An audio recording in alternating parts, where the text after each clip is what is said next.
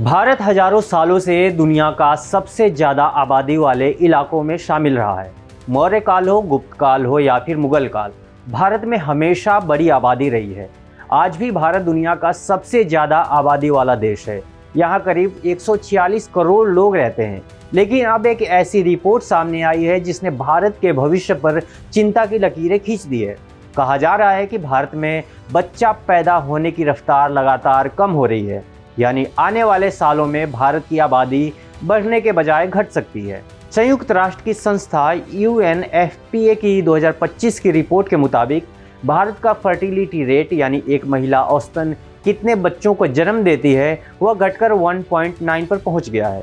आखिर भारत की आबादी क्यों घट रही है, इसके क्या नुकसान होंगे और आने वाले समय में क्या यह चिंता की बात है? बने रहिए हमारे साथ, सब बताते हैं। नमस्कार, मैं हूं गोविंद सिंह और आप देख रहे हैं भारत एक्सप्रेस। संयुक्त राष्ट्र की संस्था UNFPA की एक रिपोर्ट आई है।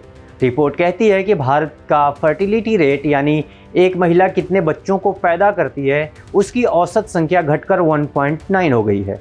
आबादी को स्थिर रखने के लिए यह 2.1 होना चाहिए, यानी अब भारत की आबादी नीचे गिरेगी और आने वाले समय में बुजुर्गों की संख्या बढ़ जाएगी।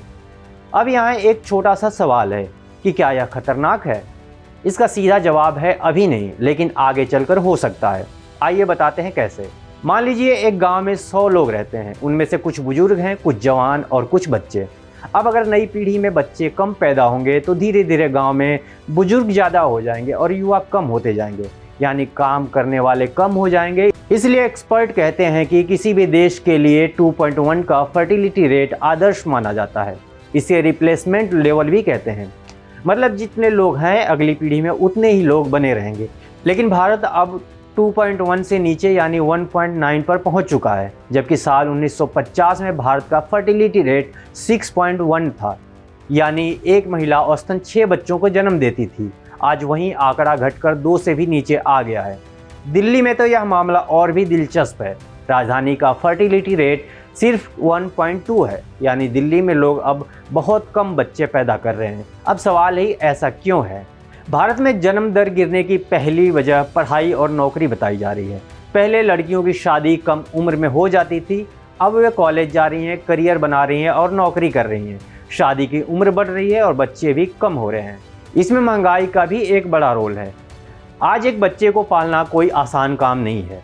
स्कूल की फीस हो, मेडिकल खर्च, घर का किराया आज के समय इतने महंगे हो गए हैं कि लोग एक बच्चे से ज़्यादा सोच भी नहीं पा रहे हैं।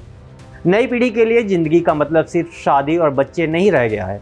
लोग घूमना चाहते हैं, करियर बनाना चाहते हैं और आर्थिक रूप से मजबूत होना चाहते हैं। इसलिए परिवार छोटे होते जा रहे हैं। अब एक बड़ा सवाल है कि क्या कम आबादी होना बुरी बात है? तो इसका उत्तर जरूरी नहीं है। कम आबादी का मतलब संसाधनों पर कम दबाव भी हो सकता है, लेकिन अगर जन्म दर लगातार बहुत नीचे चली जाए तो समस्या शुरू होती है। आप इसके उदाहरण के तौर पर जापान और दक्षिण कोरिया को देख सकते हैं। वहाँ बुजुर्गों की संख्या लगातार बढ़ रही है और युवा कम होते जा रहे हैं, जिसका नतीजा वहाँ के विकास दर पर पड़ रहा है। इन देशों में काम करने वाले लोग कम पड़ रहे हैं और अर्थव्यवस्था पर दबाव बढ़ता जा रहा है।